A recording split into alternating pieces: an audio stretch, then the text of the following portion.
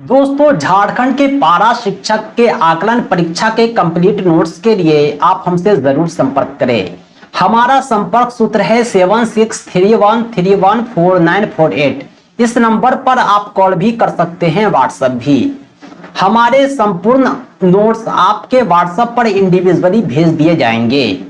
दोस्तों, यह आकलन परीक्षा झारखंड एकेडमिक काउंसिल रांची द्वारा लिया जाता है। ये वैसे प्रशिक्षित सहायक अध्यापक यानी पारा शिक्षक के लिए है जिन्होंने शिक्षक पात्रता परीक्षा जेटेट उत्तीर्ण नहीं किया है। ये आवश्यक है। इस आकलन परीक्षा को पास करने के उपरांत आपको वेतन वृद्धि का लाभ दिया जाएगा। आपके मानदेय में वृद्धि इस आकलन परीक्षा के उत्तीर्ण होने के बाद ही मिलेगा। पिछले वीडियो में हमने तो आइए बिना किसी देरी के हम आकलन परीक्षा के संपूर्ण आज के इस वीडियो में हम झारखंड पारा शिक्षक आकलन परीक्षा के एक विशेष टॉपिक को कवर करेंगे। आइए बगैर किसी देरी के वीडियो की शुरुआत करते हैं।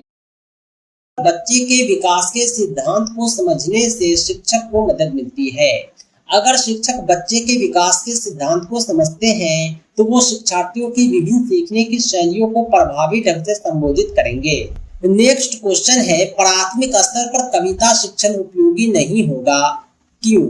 प्राथमिक स्तर पर कविता शिक्षण उपयोगी नहीं होगा क्योंकि जो कविताएं अंतर्राष्ट्रीय वादों से संबंधित हो।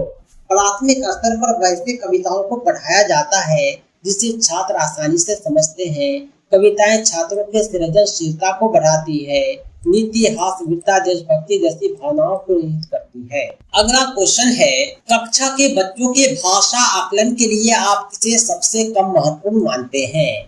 भाषा के आकलन में भाषा प्रयोग का अवसर दिया जाता है, लेकिन साहित्यिक समारोह का आयोजन करना इसमें भाषा का आकलन नहीं होता है क्योंकि बच्चे को मन की भाषा के प्रयोग का अवसर नहीं मिलता। 84 नंबर क्वेश्चन है, भाषा सीखने में सबसे बड़ा बाधक तत्व क्या हो सकता है? भाषा सीखने में जो सबसे बड़ा बाधक तत्व होता है वो भाषा प्रयोग का अवसर कभी नहीं हो सकता है, इकाई परीक्षण कभी नहीं हो सकता है, वो भाषा में आकलन हो सकता है। भाषा का में जब आकलन करेंगे तो उसको अवसर नहीं मिलेगा।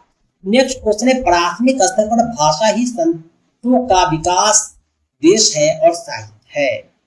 यहाँ पर साहित्य को साधन माना गया है और भाषा को साध माना गया है। 86 क्वेश्चन है, प्राथमिक स्तर पर कौन सा भाषा शिक्षण का उद्देश्य नहीं है? प्राथमिक स्तर पर भाषा शिक्षण के अनेकों उद्देश्य होते हैं। उसमें अपने द्वारा कही गई बातों को तार्किक पुष्टि करना। जब अपनी बातों को जब तार्किक पुष्टि करेंगे तो भाषा प्रयोग का अवसर मिलेगा। भाषा का सृजन एवं कल्पनाशील प्रयोग करना यानी सोच सोचकर बोलने का अवसर देना, ये भी उद्देश्य है। रचनाओं के माध्यम से विभिन्न विषयों में जोड़ना, कोई भी रचना को अलग अलग विषयों से जोड़कर हम भाषा का प्रयोग कर सकते हैं, लेकिन भाषा संबंधी व्याकरण को पूर्णतः कंठस्थ करना ये भाषा शिक्षण का उद्देश्य प्राथमिक स्तर पर नहीं है।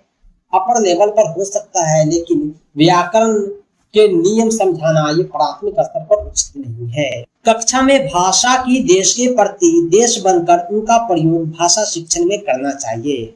देश के प्रति देश बनकर भाषा का प्रयोग करना है, यह विविधता संवेदनशीलता को बतलाता है। नेक्स्ट क्वेश्चन है, एक भाषा शिक्षक के रूप में सबसे बड़ी चुनौती क्या है? भाषा शिक्षक के रूप में सबसे बड़ी चुनौती है बहुभाषिक कक्षा के शिक्षण के लिए उचित रणनीति तैयार करना।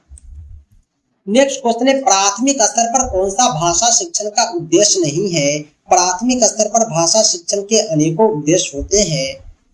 उसमें वर्णमाला को क्रम से कंठस्थ करना उद्देश्य नहीं है।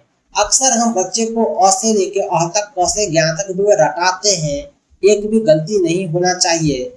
आगे नहीं पढ़ाते हैं, उसी को रटवाते हैं, ये गलत है। हमें प्राथमिक स्तर पर भाषा को अच्छे से विस्तार से समझाना है, न कि वर्णमाला को ही याद कराने पर फोकस देना है। नेक्स्ट क्वेश्चन है, एक बहुसांस्कृतिक कक्षा में आप एक भाषा शिक्षक के रूप में किस बात को अधिक महत्व देंगे? कक्षा बहुत सांस्कृतिक है, हम भाषा शिक्षक के रूप में ये चाहिए हमें कि हम भाषा प्रयोग का अधिक से अधिक अवसर देंगे। नेक्स्ट क्वेश्चन है, ज्यामिति पढ़ाने की सर्वोत्तम विधि क्या है? ज्यामिति पढ़ाने की सर्वोत्तम विधि परादर्शन विधि है। नेक्स्ट क्वेश्चन है, गणित की प्रकृति एवं संरचना में निम्नलिखित विशेषताएं पाई जाती है। गणित की प्रकृति एवं संरचना में जो विशेषता होती है वो ये कि गणित एक निर्बाध विषय होता है। वह विधि जिसमें पहला उदाहरण नियम द्वारा अनुसरण किया जाता है क्या कहलाती है? यानी जब हम उदाहरण से नियम की ओर बढ़ेंगे तो उसे दोस्तों आगमन विधि में हम उदाहरण से नियम की ओर चलते हैं। सही जवाब ऑप्शन बी है। नेक्स्ट क्वेश्चन है, यह सच है कि बहुत से छात्रों को गणित कठिन लगता है, इसलिए स्कूल और शिक्षक को ठोस कदम उठाने चाहिए ताकि छात्रों के गणित के स्तर को बढ़ाया जा सके। यह विचार किसका है? यह विचार जो है शिक्षा नीति 1986 का है। नेक्स्ट क्वेश्चन है, निम्नलिखित में कौन सी गणित शिक्षक की विशेष योग्यता है? गणित शिक्षक की विशेष योग्यताओं में सम्मिलित है कि गणित उपकरण का उपयोग करने की क्षमता, गणित कक्षा संचालन करने की क्षमता, विभिन्न शिक्षण विधियों का ज्ञान, यानी उपयुक्त सभी। सही जवाब है ऑप्शन डी। नेक्स्ट क्वेश्चन है, जहां तक तर्क का क्रम विशिष्ट से सामान्य की ओर बढ़ता है वह विधि क्या कहलाती है? विशिष्ट से जब हम सामान्य की ओर चल रहे हैं तो यह विधि आगमनात्मक विधि कहलाती है। नेक्स्ट क्वेश्चन है, प्रचलित पाठचर्या का दोष है। सबसे प्रचलित पाठचर्या का जो दोष होता है यह जीवन से असंबंधित होता है, संकीर्ण दृष्टिकोण रखता है, परीक्षा की प्रधानता होती है। सभी के सभी सही हैं। नेक्स्ट क्वेश्चन है, निम्नलिखित में कौन गणित में मौखिक पद्धति की विशेषता नहीं है? गणित में मौखिक पद्धति की अनेकों विशेषताएं हैं। छात्रों में विभिन्न कौशल विकसित करना पड़ता है। इस विधि से शिक्षा ग्रहण करने से विद्यार्थियों का महत्व श्रम के महत्व को समझ में आता है। छात्रों में विभिन्न सामाजिक गुणों का विकास किया जाता है। उपरोक्त में से कोई नहीं। इसमें सही जवाब होगा ऑप्शन डी। नेक्स्ट क्वेश्चन है, प्रयोगशाला विधि की सबसे बड़ी कमी क्या है? प्रयोगशाला विधि की सबसे बड़ी कमी ये है कि यह छात्रों का मानसिक शोषण करता है। गणित पढ़ाने का महत्व है। गणित जो है घरेलू काम में भी इस्तेमाल होता है, मजदूरी एवं व्यापार में भी इस्तेमाल होता है, व्यवहारिक उपयोग भी है इसका, यानी गणित का सब उपयोग है। दोस्तों आज के लिए इतना ही। थोड़ा सा यह अध्ययन सामग्री को आप एक सैंपल मान सकते हैं। हमारे कंप्लीट नोट्स में सिलेबस बेस्ड पाठ्यक्रम आधारित कंप्लीट नोट्स संलग्न हैं, जिसे